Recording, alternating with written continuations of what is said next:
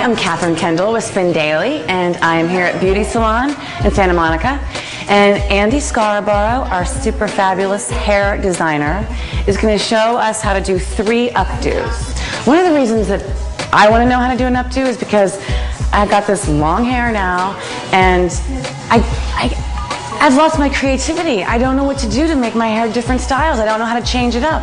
And I know that, you know, I just kind of put it up to wash my hair, and that's just not enough. You can do a lot with an updo. This is a look that I like to call the tipsy tail. It's kind of like a variation on the old school topsy tail, but with a little bit more funk and a little bit more pizzazz. First thing that I'm going to do is just take a blow dryer and a round brush and smooth out Catherine's bangs. I feel like that can give it a really polished look, even if we didn't do anything else. So we're going to start by moving these side pieces to a place where they're going to be secure when we do the side ponytail. If you don't have short layers here, you can skip this part, but because she does, then we need to make sure that those get stayed back. You want to keep that right behind the ear or a little bit lower down. However long those shorter layers will let you go before they start to come out. So what we've done now is move this into an old school circa 1985 sideways ponytail position. Super easy. We're just going to take, and instead of pulling the ponytail all the way through, we're going to fold it in half so she gets that little knot there on the side. And by just wiggling this down a little bit, now you don't want to make the ponytail too tight because then you're not going to be able to separate it enough. And really just take it in half and flip that knot through.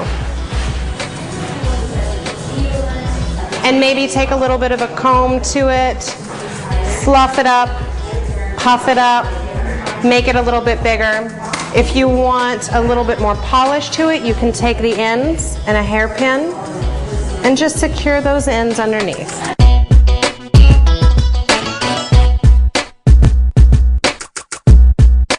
I'm here with our model Jessica, and she is going to show us how to wear a nice translation of that ballerina chic look that you're seeing on the runway in a much easier to do and a little club ready style. So in order to get started, we're going to have Jessica flip her head upside down.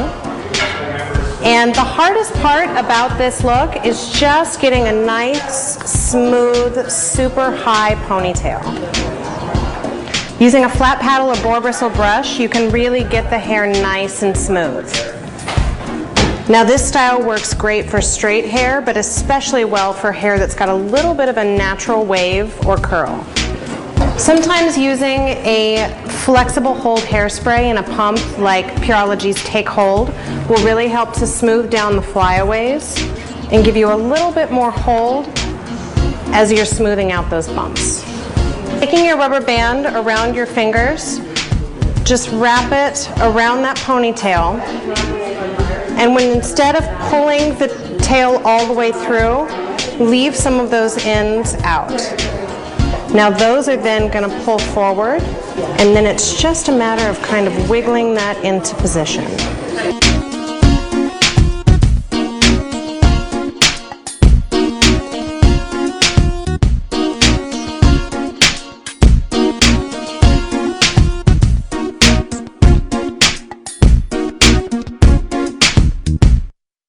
This is the lovely Elisa, who is going to be modeling for us today a look that I like to call the mini buns. Now this is a great romantic look that you've seen a lot on the red carpet this year, and it's really, really simple and has a lot of variations. So Elisa has this great side swept bang, and in order to capture a little bit of that Jennifer Garner charm that we saw on the red carpet this year, we're going to leave that hanging loose. So you've got the head moved into 3 sections. The 2 sides and the larger back section. I like to use a little bit of a firmer hold hairspray when I'm doing these pieces, especially with very thick hair like Elisa has, because it's going to give it just a little bit more of a smooth twist as we move it into a bun. So just take the whole section and give it a little mist.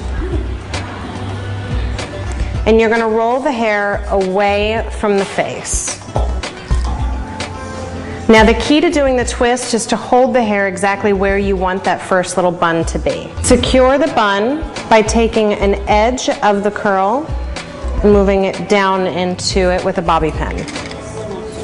To lock that bobby pin in place, take another bobby pin and make an X.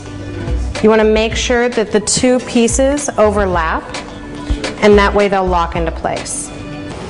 Again, rolling it away from the face and holding it in a position where you want the bun to wind up. If you had very fine hair, you could use this and make it all one section. But because she's got a little bit more hair, we're going to split that in half.